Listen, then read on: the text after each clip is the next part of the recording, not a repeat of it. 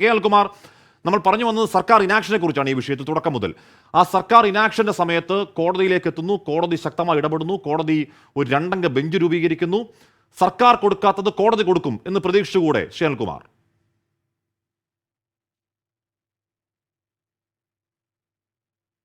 ഒന്ന്, ഇന്ത്യ രാജ്യത്തൊരിക്കലും ഒരു സർക്കാരും ഇപ്പോൾ ഇടപെട്ടതുപോലെ ഇടപെട്ടിട്ടില്ല. അങ്ങനെ ഇടപെട്ട കേരള സർക്കാരിൻ്റെ മാതൃകയിൽ തമിഴ്നാട്ടിലും കർണാടകത്തിലും സിനിമാ മേഖലയിൽ സംവിധാനങ്ങൾ ഉണ്ടാകണം എന്ന് കേരളത്തിനപ്പുറമുള്ള മറ്റിടങ്ങളിലെ സിനിമാ പ്രവർത്തകർ ആഗ്രഹിക്കുകയും അത് വ്യക്തമാക്കുകയും ചെയ്ത വാർത്തകൾ വരുന്നൊരു ദിവസമാണ് നമ്മൾ ചിന്തിച്ചു കൊണ്ടിരിക്കുന്നത്.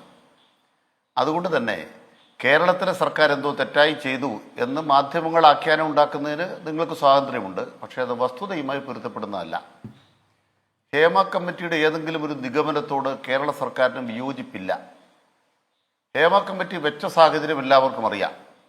കേരള സർക്കാർ ഫലപ്രദമായി ഒരു വിഷയം ഉയർന്നു വന്നപ്പോൾ ഇരയ്ക്കൊപ്പം നിന്ന് അവർ തൻ്റെ ഇടത്തോടുകൂടി തൻ്റെ ഐഡൻറ്റിറ്റിനെ വെളിപ്പെടുത്തിക്കൊണ്ട് യുദ്ധത്തിനിറങ്ങിയപ്പോൾ അവർക്ക് സർവ്വസന്നാഹങ്ങളോട് പിന്തുണ കൊടുത്ത ഒരു സർക്കാരിൻ്റെ ഉറപ്പിൻ്റെ മേലെയാണ്. ആ കേസിന് 2 ഘട്ടങ്ങളുണ്ടായിരുന്നു. പ്രത്യക്ഷത്തിൽ നമ്മുടെ മുമ്പിലുണ്ടായിരുന്ന പ്രതികളൊരു ഘട്ടം, 2 പ്രത്യക്ഷത്തിൽ ഉണ്ടായിരുന്നില്ലാതിരുന്നതും ഗൂഢാലോചനയിൽ പങ്കെടുത്തതുമായി ബന്ധപ്പെട്ട് നമ്മൾ പുറത്തു കൊണ്ടുവന്ന 2ാം ഘട്ടം. ഈ 2ാം ഘട്ടത്തിലും കേരളത്തിലെ ഗവൺമെൻറ് എടുത്ത സ്ത്രീപക്ഷ നിലപാടിൻ്റെ തുടർച്ചയായിട്ടാണ് ഹേമ കമ്മിറ്റി വരുന്നത്.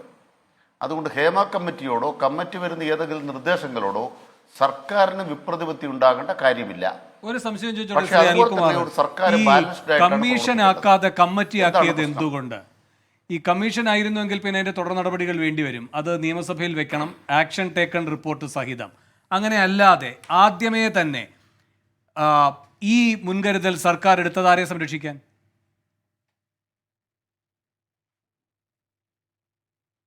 ബഹുമാനപ്പെട്ട വേണു പറഞ്ഞ വളരെ ശരിയായ പോയിന്റാണ്. നമ്മൾ കമ്മീഷൻ ഓഫ് എൻക്വയറി ആക്ടിൻ്റെ 3ാം വകുപ്പ് പ്രകാരം ഈ ഹേമ കമ്മിറ്റിയും ഒരു കമ്മീഷനായിരുന്നെങ്കിലുള്ള ഫലം എന്താണ്? നമ്മുടെ മുമ്പിൽ അതിനു മുമ്പൊരു സൂചികയുണ്ട്. സോളാറുമായി ബന്ധപ്പെട്ട ഒരു കമ്മീഷൻ വന്നു. ആ കമ്മീഷന് മുമ്പാകെ ഇരയായ ആൾ ഒരു സ്റ്റേറ്റ്മെൻറ്റ് കൊടുത്തു. ആ സ്റ്റേറ്റ്മെൻ്റ് അടിസ്ഥാനത്തിൽ കമ്മീഷൻ റിപ്പോർട്ടിൽ അവരുടെ പ്രസ്താവനകൾ ചേർത്തുകൊണ്ട് റിപ്പോർട്ട് വന്നു. ആ റിപ്പോർട്ടിൻ്റെ ആക്ഷൻ ടേക്കൺ റിപ്പോർട്ടുമായി മുഖ്യമന്ത്രി നിയമസഭയിലെത്തി. അപ്പോൾ എന്താണോ സോളാർ കമ്മീഷൻ പറയുന്ന ലൈംഗികമായ ദുരുപയോഗത്തിൻ്റെ ആരോപണം, ആ ആരോപണത്തെ അംഗീകരിച്ചുകൊണ്ട് എല്ലാവരുടെ പേരിലും FIR എടുത്തു. എന്തായിരുന്നു കേരള ഹൈക്കോടതിയുടെ വിധി? ആ വിധി പറയുന്നത് ഇപ്രകാരം പരാതിക്കാരിയാണെങ്കിൽ അവർക്ക് നിയമ സംവിധാനത്തിൽ നിന്നും മാറി നിൽക്കേണ്ട ഒരിടത്താവളമല്ല ഇത്തരം കമ്മീഷനുകൾ. കമ്മീഷനുകൾ വസ്തുതാന്വേഷണങ്ങളാണ്. To put the law in motion, അതാണ് ആ കോടതി വിധിയുടെ ഏറ്റവും പ്രധാനപ്പെട്ട സത്ത. Oommen Chandy case, to put the law in motion, നിയമത്തെ അതിൻ്റെ വഴിക്ക് ചലിപ്പിക്കുന്നതിന് ആരാണോ നിയമവ്യവസ്ഥയിൽ പരാതിക്കിരയാക്കപ്പെട്ടത് അവർക്ക് ആ ജുഡീഷ്യൽ സംവിധാനത്തിൽ പോയി മൊഴി കൊടുക്കാം. മൊഴി കൊടുക്കുന്ന ആൾക്ക് എന്തുകൊണ്ടൊരു കോടതിയിൽ പോയി കൂടാ? അതുകൊണ്ട് അവർക്ക് പരാതി ഉണ്ടെങ്കിൽ അവർ നിയമപരമായി പരാതിപ്പെട്ടേ മതിയാകൂ. അതുകൊണ്ട് സോളാർ കമ്മീഷൻ ഇക്കാര്യത്തിൽ ഒരു ഇടനിലക്കാരനായി പ്രവർത്തിക്കേണ്ടതില്ല. സർക്കാർ അക്കാര്യത്തിൽ ആ നിലയ്ക്ക് മുന്നോട്ട് പോകേണ്ടതില്ല എന്ന് FIR റദ്ദാക്കിയപ്പോൾ എന്താണ് ബഹുമാനപ്പെട്ട വേണു പറയുന്നത്? കമ്മിറ്റിയേക്കാൾ കമ്മീഷൻ വന്നിരുന്നെങ്കിൽ സോളാർ കമ്മീഷന്റെ വിധി, ഉമ്മൻചാണ്ടി കേസിലെ വിധി ബാധകമാണ്. ഇവിടെയാണ് വളരെ പ്രധാനപ്പെട്ട കാര്യം. ഹേമ കമ്മിറ്റി ഇപ്രകാരം ഒരു കാര്യം അന്വേഷിക്കാൻ വെച്ചിട്ട് പത്രപരസ്യം കൊടുത്തു. ആ പത്രപരസ്യത്തിൽ പറയുന്നത് സിനിമാ മേഖലയിൽ തെറ്റായ പല കാര്യങ്ങളും നടക്കുന്നു. ഇതിനെ സംബന്ധിച്ച് നിങ്ങൾക്ക് പറയാനുള്ള കാര്യങ്ങൾ ദയവായി വന്ന് ഞങ്ങളോട് പറയണം. ഒരാളും വരാൻ തയ്യാറായില്ല. അതിനുശേഷമാണ് ഇപ്പോൾ ധാരാളം വെളിപ്പെടുത്തലുകൾക്ക് വന്നു, പക്ഷെ അവരും തയ്യാറായില്ല.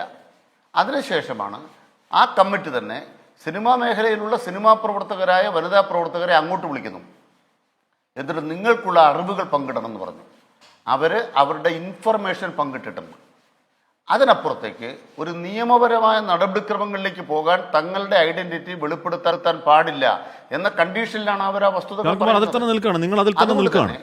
അവർ നൽകിയ മൊഴികൾ ഈ കമ്മീഷൻ റിപ്പോർട്ടിന്റെ ഭാഗമായിട്ടില്ല. ശരി, ഞങ്ങളിലേക്ക് എത്താം. ശ്രീരാജ് നായർ,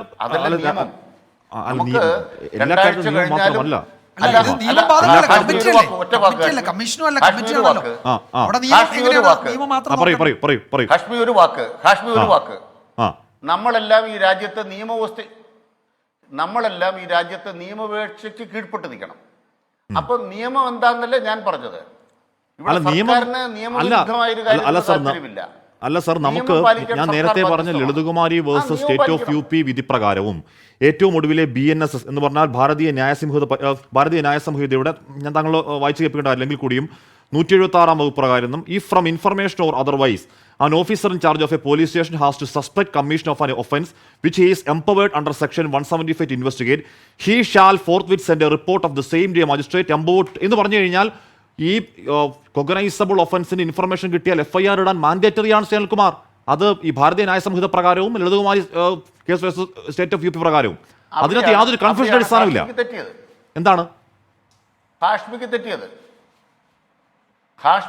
എന്താന്ന് വെച്ചാൽ ഈ ഹേമ കമ്മിറ്റിക്ക് മുമ്പാകെ മൊഴി കൊടുക്കാനുള്ള ആളുകൾ അവര് ഇന്നയാള് ഇന്നിടത്ത് വെച്ച് ഇന്നയാളെ പീഡിപ്പിച്ചു എന്നല്ല പറയുന്നത്. ആ സിനിമാ മേഖലയിലുള്ള ഇത്തരം സംഭവങ്ങളെ കുറിച്ചാണ് വിവരിക്കുന്നത്. അഭിഭാഷകനാണ് എന്ന് എവിടെ വെച്ച് എപ്പോൾ നടന്നു, അത് ഇല്ല ആരാണ് പ്രതിയാക്കപ്പെടുന്നത്? അത് പ്രസക്തമല്ല സർ. ദയവായി മനസ്സിലാക്കൂ, അത് പ്രസക്തമല്ല.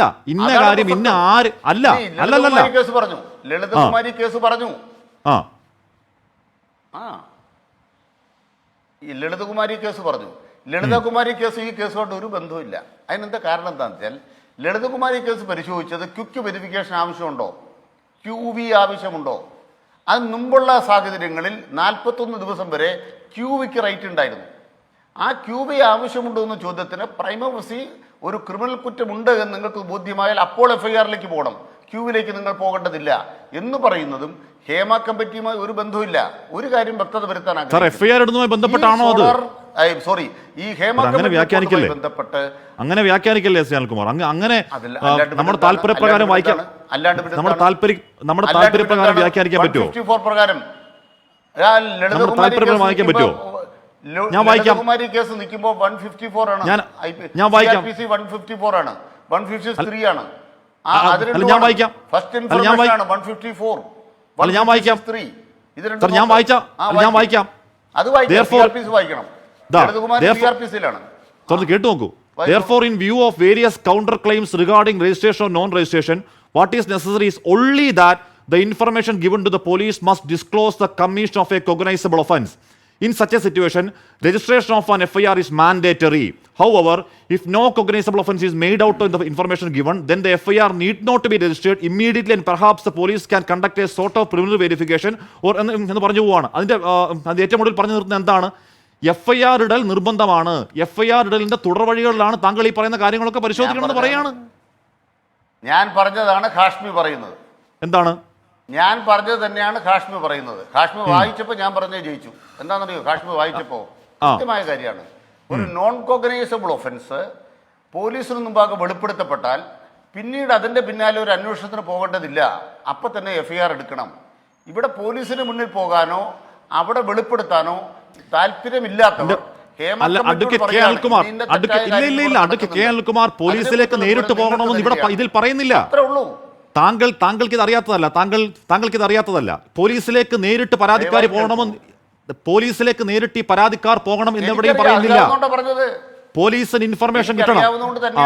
ഹേമ കമ്മിറ്റി പറയുന്നത് ഞാൻ പറഞ്ഞത് പോലീസിലേക്ക് പരാതിക്കാർ മുന്നോട്ടേക്ക് പോകേണ്ടതില്ല, പോലീസിന് ഇൻഫർമേഷൻ കിട്ടിയാൽ മതി. ഈ ഹേമ കമ്മിറ്റി റിപ്പോർട്ട് DGPക്ക് മുന്നിലേക്ക് പോയതാണ് ഓൾറെഡി. ഈ ഹേമ കമ്മിറ്റി റിപ്പോർട്ട് ബെഹ്റയ്ക്ക് മുന്നിലേക്ക് ഓൾറെഡി പോയതാണ് അല്ലേ? ദയവായി കേൾക്കൂ.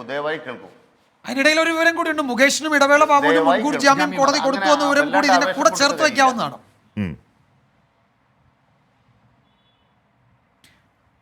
അല്ല ശ്രീ അനിൽകുമാർ, ഒറ്റ കാര്യം, അതായത് ഇപ്പോൾ ഈ കുറ്റകൃത്യങ്ങൾക്ക് ഹേമ കമ്മിറ്റി റിപ്പോർട്ടിൽ പറയുന്ന കുറ്റകൃത്യങ്ങളിൽ സർക്കാർ നടപടി സ്വീകരിക്കുന്നതിന് എന്താണ് തടസ്സം?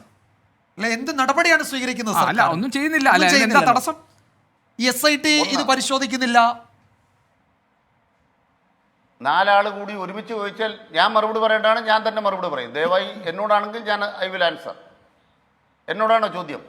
അതെ, ഈ SIT ഇതിൽ നടപടി സ്വീകരിക്കുന്നില്ല, സർക്കാർ എന്തെങ്കിലും നടപടി സ്വീകരിക്കുന്നുണ്ടോ അതാണ് ചോദിക്കുന്നത്. അപ്പോൾ എന്താണ് ഗവൺമെന്റിന്റെ സ്റ്റാൻഡ്? എന്താണ് ഇക്കാര്യത്തിൽ? ഇതിലെ ക്രിമിനൽ ആക്ടിവിറ്റീസ്, ഇതിലൊരു ക്രൈം ഉണ്ടല്ലോ, ആ ക്രൈമിനെ പറ്റി ഈ റിപ്പോർട്ടിൽ തന്നെ പറയുന്നുണ്ടല്ലോ, FIR രജിസ്റ്റർ ചെയ്യേണ്ടതാണെന്ന് പറയുന്നുണ്ടല്ലോ.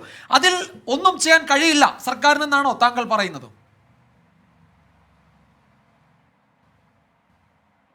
അല്ല, ഹേമ കമ്മിറ്റിയുമായി ബന്ധപ്പെട്ട് അവിടെ വസ്തുതാപരമായ വിവരങ്ങൾ ധരിപ്പിച്ച ഒരാൾ പോലും തങ്ങളുടെ ജീവിത പശ്ചാത്തലം വെച്ച് ഒരു നിയമ നടപടിക്കും അവർ തയ്യാറല്ല. ആ കമ്മിറ്റിയെ സഹായിക്കുന്നതിന് വേണ്ടി ചില വസ്തുതകൾ അറിയിക്കുന്നതിനപ്പുറത്തേക്ക് തങ്ങളുടെ ഐഡന്റിറ്റി വെളിപ്പെടുത്തിക്കൊണ്ട് ഒരു പോലീസ് ഉദ്യോഗസ്ഥന് മുന്നിൽ മൊഴി കൊടുക്കാനോ ഇപ്പോൾ ഉയർന്നു വന്ന വിഷയങ്ങളിൽ 164 പ്രകാരം മജിസ്ട്രേറ്റ് മൊഴി കൊടുക്കാനോ ഞങ്ങളെ കിട്ടില്ല. എന്തുകൊണ്ടാണ്? ഹേമ കമ്മിറ്റിക്ക് വിവരങ്ങൾ ഞങ്ങൾ കൈമാറാൻ തയ്യാറാണ്. ഇത്രയുമാണ് അവരെടുത്ത നിലപാട്. ആ എന്തുകൊണ്ടാണ് സാർ അത്? ആയതുകൊണ്ട് അത്രയും വിവരങ്ങൾ പുറത്തു വന്നു. എന്തുകൊണ്ടാണ് അങ്ങനെ? വിവരങ്ങൾ പുറത്തു വന്നു. ഹേമ കമ്മിറ്റി ഇല്ലായിരുന്നെങ്കിൽ ഇത്രയും വിവരം പുറത്തു വരില്ലായിരുന്നു. അല്ല ശ്രീ കെ അൽകുമാർ, എന്തുകൊണ്ടാണ്? അവരുടെ തീരുമാനമാണ്, വ്യക്തിപരമായ തീരുമാനമാണ്. അതെന്തുകൊണ്ടാണ്? തീരുമാനമാണ്. അത് ഹേമ പറയുന്നുണ്ട്.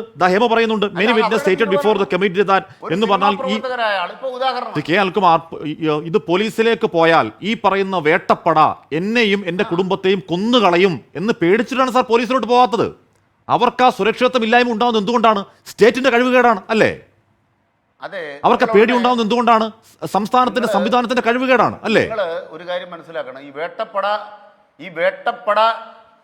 വേട്ടപ്പട എന്ന് പറഞ്ഞാൽ വേട്ടപ്പടയിൽ മാധ്യമങ്ങൾ വരും. വേട്ടപ്പടയിൽ വേറെ സിനിമാ പ്രവർത്തകർ മാത്രമാണോ?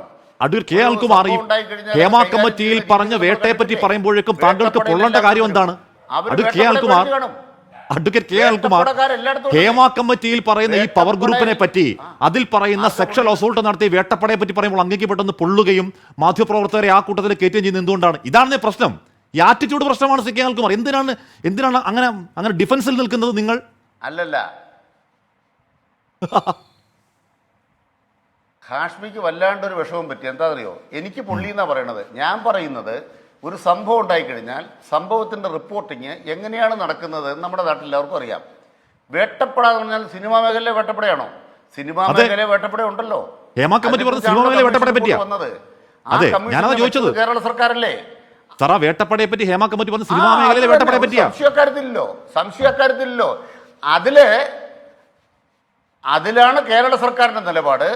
ഏതെങ്കിലും ഒരാൾ നമ്മുടെ രാജ്യത്തിന്റെ നിയമവ്യവസ്ഥയുടെ ഭാഗമായി നിയമ നടപടിയെ സഹായിക്കാൻ മുന്നോട്ട് വന്നാൽ അവർക്കൊപ്പം സർക്കാർ അതിനായിട്ട് 6-7 പേരടങ്ങുന്ന ഒരു അന്വേഷണ സംഘത്തെ വെച്ചു.